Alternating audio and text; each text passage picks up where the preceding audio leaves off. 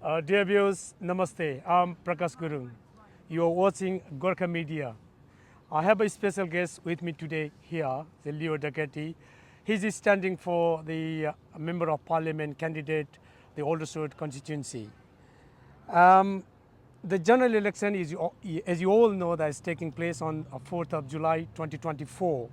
And he was elected with the majority of votes in 2017 and 2019. And he's also the third time he's standing for the Member of Parliament from this constituency. And his constituency is Aldershot, including Farnborough, Hawley, Athley and Blackwater. So let's welcome Leo Docherty to Gurkha Media to have a short chat about his campaign in his constituency. So let's welcome to Gurkha Media and we'll have a short chat about your campaign. Thank you, Prakash. Looking forward to it. Thank you. Could you introduce yourself very shortly to our viewers? Well, thank you, Prakash. I've been the Member of Parliament for 7 years for the Aldershot constituency. I'm a former soldier and it's been my great honour to represent this constituency. I'm also an MOD Minister. I'm the Minister of State for the Armed Forces in the Ministry of Defence, and I take a very close interest and I'm a passionate supporter of all veterans' affairs, particularly Gurkha veterans. Right, thank you. And what are you delivering for your Aldershot constituency? So I'm standing on my record in this election, and that is as an MP who has delivered on town centre regeneration. That's a hugely important component of our local economy. I've been able to get more money from the central government to help drive forward regeneration in Aldershot and in Farnborough. It's hugely important.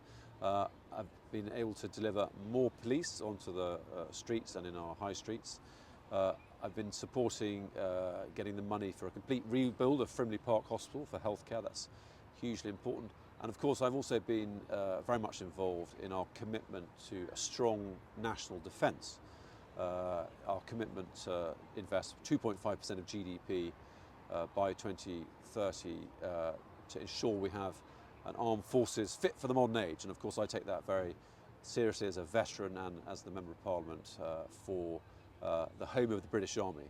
This is a constituency with many thousands of veterans, airborne veterans and also, of course, Gurkha veterans. So you already been MP for this constituency for twice, 2017 and 19. So obviously you hold a very important roles in the Parliament as well. You become a minister too. So during that your two tenure, what specific things you've done for this our constituency?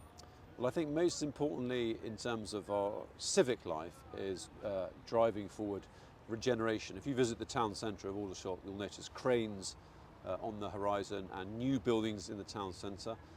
That's been a tremendously important achievement. I've worked with the Conservative-led Borough Council when it was Conservative-led to deliver that. And that will bring new economic vigour to our town centre. That's hugely important. Law and order is also very important, and I've been pleased to work with the Police and Crime Commissioner to deliver more police officers onto the streets of our towns and right across the borough. And healthcare is also very important, and that's why the new money for the Frimley Park Hospital rebuild is hugely important. And then when it comes to veterans, I'm very proud to have been involved in some very significant pieces of legislation. We have the Overseas Operation Bill, which means that veterans will not be subject to legal pursuit following operations. We also delivered the Armed Forces Bill, which means the Armed Forces Covenant is now in law, which gives Armed Forces families and veterans the support they need.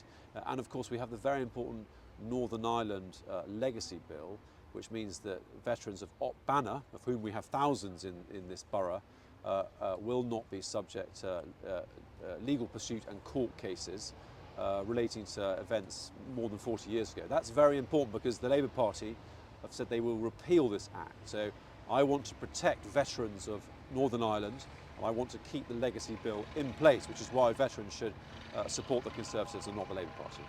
Right, that's good. And this, your constituency is known as a very strong Tory belt. Yes. For the last 109 years. So whoever is standing for the Tory, the MP, they found in the last is very easily, and they won the majority votes. Yes. So what is the the atmosphere at the moment? Well, of course, this is a this is a much closer election because of the remarkable turbulence we have currently in our national politics. We have a very strong, we have more parties than normally. You know, we have a Reform Party, which will take votes from all other parties. So it's a much more complex picture. It's much harder to predict the outcome. But of course, in terms of my campaign, I will fight for every vote. I've spoken to thousands of voters. I've knocked on hundreds of doors, and I will make my appeal and my proposition to all voters, and I will do my best. So it's a very simple question we ask to everybody. Why should people vote for you again? Because because I've already delivered in very important areas: town centre regeneration, law and order, health and defence.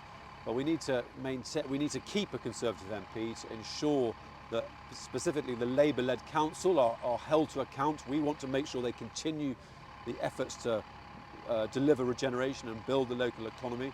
We need a Conservative local MP who understands military service. I'm a veteran, I understand military service. We need a Conservative MP to make sure the Labour Party do not repeal the Northern Ireland Legacy Bill, because otherwise our local veterans of Op Banner, that is the veterans who've been to Northern Ireland, they could face legal prosecution. We don't want that. We want to protect our veterans. So that is the reason constituents should vote for someone who understands military service and will protect veterans. Yes. And you, as you already mentioned, that you as a soldier. Yes. And you know about the the soldiering life and all this, the benefits and the welfare and everything. And obviously, this area is a thick, the number of the Gurkha community. Yes. And the Gurkhas are serving for the British the government for last 209 years. Yes. And as you are aware of that, they are still fighting for their equal pension and the welfare. Yes. And how sad is that? And also, this is your responsibility as a MP of this constituency. Yes. And the Gurkhas also went through the hunger strike as well. Yes. So that time you were a veteran minister. Yes. Yes. Well, yes. So my question is, not only my questions, all the Gurkhas, behalf of the Gurkhas, what they keep asking is, so if Leo Docherty become re-elected on the 4th of July, yes, what your action will be in the parliament? Yes, yes. Well, I commit, if I am re-elected, the first thing I will do is to host a very large delegation of Gurkha veterans in the House of Commons to take these messages to the heart of government. I do understand all about these issues because, of course, I was the Defence Minister that ended the hunger strike back in 2021, and I was the Minister that established the committee, the Welfare Committee, looking at these issues to try and achieve a resolution. So I do understand. I'm entirely committed to ensuring that Gurkha veterans receive justice in terms of their pensions, and they should vote for me because I will welcome them into the House of Commons on the 17th of July if I'm re-elected, and I will very energetically champion their case to ensure we get change from the government. I know how to achieve that because I've been an MOD minister and I'm a veteran, so I'm therefore completely committed to achieving that. Right. It's a human nature. Obviously, some Gurkhas are not happy what you have done for last your tenure for your constituency. So, what assurance you want to give to them?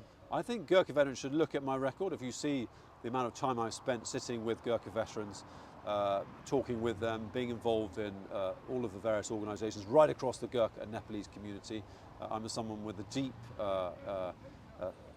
deep emotional and civic interest in Gurkha and Nepalese issues, and a genuine regard and affection for all of our beloved Gurkha veterans and members of the Nepalese community. So if you look at my track record of engagement, it's impeccable, and they should have confidence that they need an experienced and serious MP who, as a veteran and a former minister, has the confidence and the profile to take these concerns to the new government, whichever party forms the government. And of course, as a proud champion of Gurkha issues, I will fight very energetically for justice for Gurkha veterans.